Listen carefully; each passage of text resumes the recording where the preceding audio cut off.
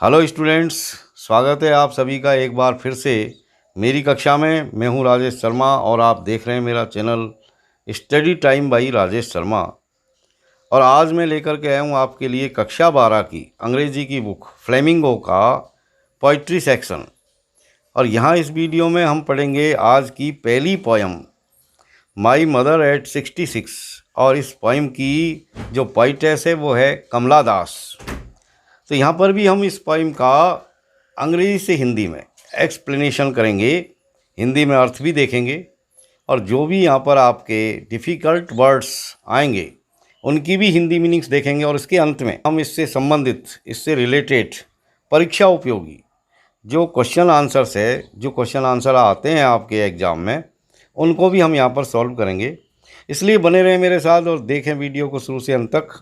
एक चीज़ ये कि यदि आप मेरे नए व्यूअर हैं, आपने मेरे लास्ट वीडियो नहीं देखे हैं, तो मेरे लास्ट वीडियो देखने के लिए आप मेरा चैनल सब्सक्राइब कर लें और वहाँ जा कर के आप मेरे पिछले वीडियो देख सकते हैं। एक चीज़ ये कि आप कमेंट बॉक्स में अपने कमेंट ज़रूर लिखें।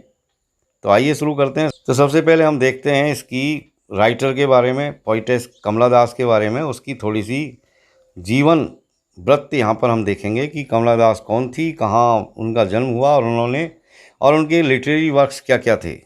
कमला दास 1934 से 2009, यानी 1934 में इनका जन्म हुआ और 2009 में ये भगवान को प्यारी होगी। Was born in Malabar Kerala, और ये केरला में मालाबार में पैदा हुई थी। She is recognised as one of the India's foremost poets. इनको भारत के अग्रिम पंक्ति के जो पोइट्स हैं उनमें इनमें पहचाना जाता है।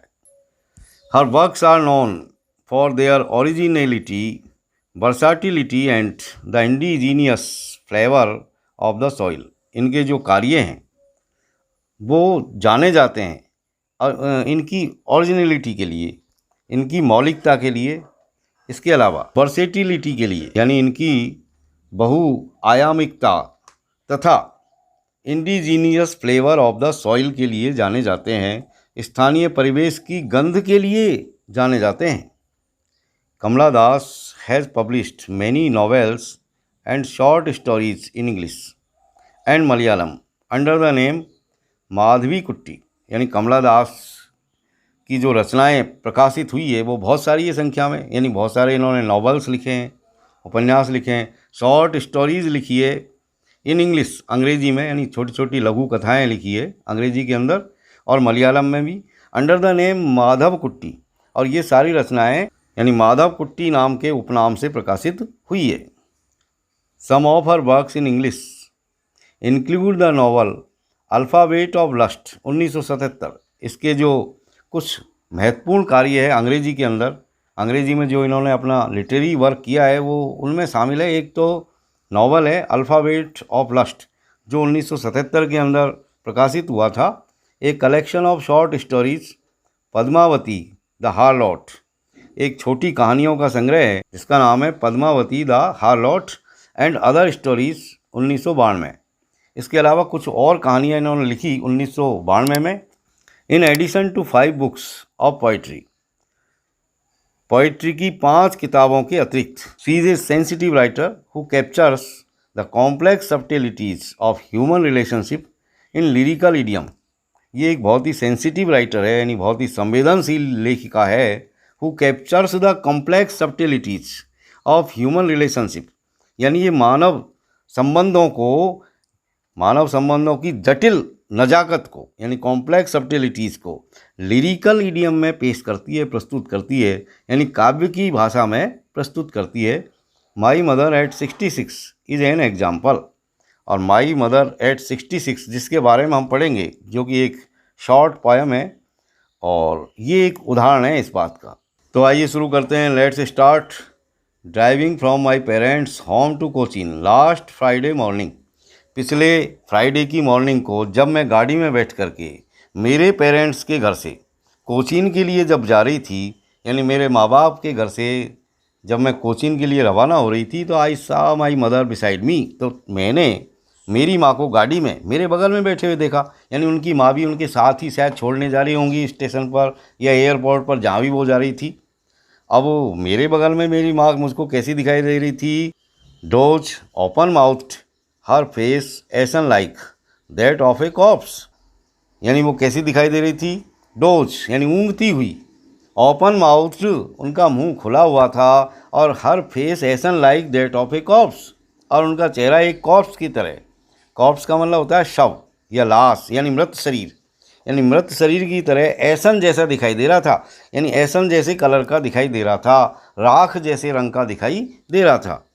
एंड रियलाइज्ड विद पेन, और तब मैंने बड़े दुख के साथ ये रियलाइज़ किया, मैंने ये महसूस किया, that she was as old she looked. यानी मैंने मेरी माँ के चेहरे को जब देखा तो मैंने ये महसूस किया कि मेरी माँ उतनी ही वृद्ध थी जितनी वो दिखाई देती थी। बट सून, लेकिन जल्दी ही, पुट दैट थॉट अवे, मैंने इस विचार को अपने से दूर हटा दिया। And looked out at young trees sprinting, the merry children spilling out of their homes. और तब मैंने खिड़की से बाहर देखा तो मैंने पाया कि यंग जो ट्रीज थे, यानी जो हरे भरे पेड़ थे, स्प्रिंटिंग, वो दौड़ रहे थे। क्योंकि जब गाड़ी आगे चलती है तो सड़क के किनारे की वस्तु ऐसी लगती है जैसे वो पीछे की ओर भाग रही हों। तो मैंने भी हरे भरे पेड़ों को पीछे की तरफ भागते हुए देखा। इसके अलावा the merry children spilling out of their homes, और खिलखिलाते हुए बच्चों को spilling out of their homes, यानी उनके घरों से बाहर निकलते हुए देखा। But after the airport security check, लेकिन एयरपोर्ट पर, हवाई अड्डे पर सिक्योरिटी चेक के बाद में, यानी सुरक्षा जांच के बाद में, सिक्योरिटी चेक यानी सुरक्षा जांच, standing a few yards away, कुछ गज की दूरी पर खड़े होकर के। यार्ड का मतलब होता है गज, गज भी एक पैमाना है नाप का। I looked again at her, मैंने दोबारा मेरी माँ की तरफ देखा तो मेरी माँ मुझको दोबारा कैसी दिखाई दी? वैन पहले, वैन का मतलब होता है कलरलेस, मतलब रंगहीन, यानी रंगहीन सी दिखाई, जिसमें कहीं लालिमा नहीं थी, यानी रंग बिल्कुल बेरंग हो गया था, इस तरह वो दिखाई दी पहले, और बिल्कुल पीली सी मुझे दिखाई दी। और यहाँ पर जो स्माइल दी गई है, यानी जो उपमा दी गई है वो उनके चेहरे को, वो किस तरह दी गई है? As a late winter's moon and felt that old, और ऐसा दिखाई दिया मुझको मेरी माँ का चेहरा जैसे कि सर्दियों की ऋतु में आखिरी जो चंद्रमा होता है, लेट विंटर्स मून जो होता है, उस जैसी वो दिखाई दी, यानी धुंधली सी। यानी सर्दियों में जब अंतिम प्रहर में जो चंद्रमा होता है, वहाँ पर क्या है, मिस्ट के कारण, धुंध के कारण चंद्रमा की रोशनी बहुत मध्यम हो जाती है और वो बहुत ही डिम दिखाई देता है। तो ऐसा उसका चेहरा मुझे दिखाई दिया लेट विंटर्स मून की तरह। And felt that old familiar ache, और तब मुझे पुराना, मेरा जाना पहचाना जो एक था, वो दोबारा मुझे अनुभव हुआ, उसकी अनुभूति हुई। एके का मतलब दुख या दर्द। अब मेरा जो फैमिलियर एके क्या था? वो था माई चाइल्डहुड फियर, मेरा बचपन का भय, यानी बचपन से ही भयभीत थी कवियत्री। अब वो बचपन का भय क्या है? बचपन का भय क्या है ये हमको समझना है कि कवियत्री का अपनी माँ के प्रति जो चाइल्डहुड फियर है, यानी जो बचपन से ही वो भयभीत थी अपनी माँ के प्रति, वो क्या चीज़ है? वो चीज़ ये है कि वो हमेशा ये कल्पना करती थी कि मेरी माँ जो है वृद्ध हो जाएगी और मर जाएगी।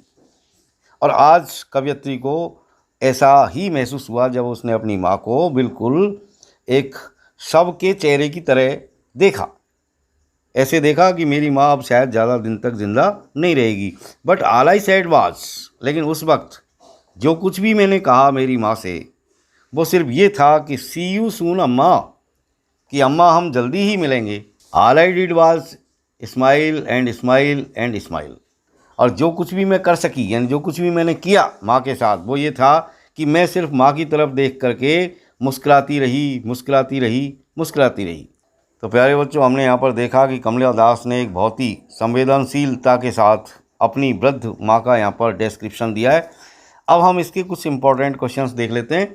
जैसे ये देखिए आप, question number 1, what is the kind of pain and ache that the poet feels, यानी कवियत्री किस प्रकार का कष्ट एवं दर्द महसूस करती है? पेन एंड एके फील करती है। तो किस तरह का दर्द और एके फील करती है कवियत्री? तो इसका आंसर हम इस तरह दे सकते हैं, the poetess feels her childhood's fear that her mother might not live long. इन बहुत ही शॉर्ट तरीके से हम इसको कह सकते हैं कि कवयित्री यहाँ पर अपने चाइल्डहुड फियर को फील करती है कि उसकी माँ अब ज़्यादा दिन तक जिंदा नहीं रहेगी। यहाँ पर देखिए question number 2, why are the young trees described as sprinting, यानी यंग ट्रीज को स्प्रिंटिंग के रूप में क्यों डिस्क्राइब किया गया है। तो इसका आंसर हम इस तरह दे सकते हैं, the poetess was driving to Cochin from her parents house, यानी जब वो अपने पेरेंट्स हाउस से कोचीन के लिए जा रही थी तो क्या हुआ कि she looked out at the trees along the road, यानी खिड़की से बाहर उसने चेहरा निकाल करके पेड़ों को देखा सड़क के किनारे। तो she found them running past them, तो उसने देखा कि वो पेड़ पीछे की तरफ भाग रहे थे। तो the poetess implies here that youth passes very quickly. Question number 3, why has the poet brought in the image of the merry children spilling out of their homes. कवयित्री ने मैरी चिल्ड्रन को यानी प्रसन्नचित्त बच्चों को घर से निकलने का चित्र क्यों प्रस्तुत किया है। तो इसका आंसर हम इस तरह दे सकते हैं कि the poetess saw that her mother had grown very old and weak, यानी उसकी माँ जो है बहुत ही ओल्ड और वीक हो गई थी। इट गेव हर पेन, इससे कवयित्री को दुख हुआ। The site of happy children coming out of their Holmes gave her great relief, लेकिन घर से बाहर प्रसन्नचित्त बच्चों को निकल करके आते हुए देख करके कवयित्री को बहुत ही आराम महसूस हुआ।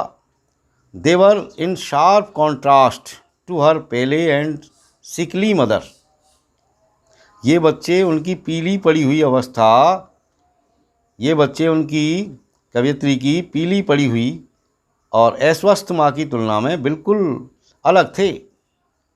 Looking at them was a good diversion to her, उनकी तरफ देखना कवयित्री के लिए एक अच्छा मन बहलाने का साधन था।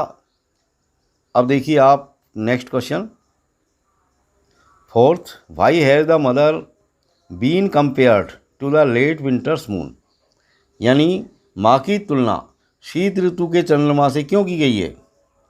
तो इसको हम इस तरह इसका आंसर दे सकते हैं कि इन विंटर यानी सर्दियों में the sky is often covered with mist, प्राय आसमान जो है बादल जो है वो कोहरे से ढक जाते हैं।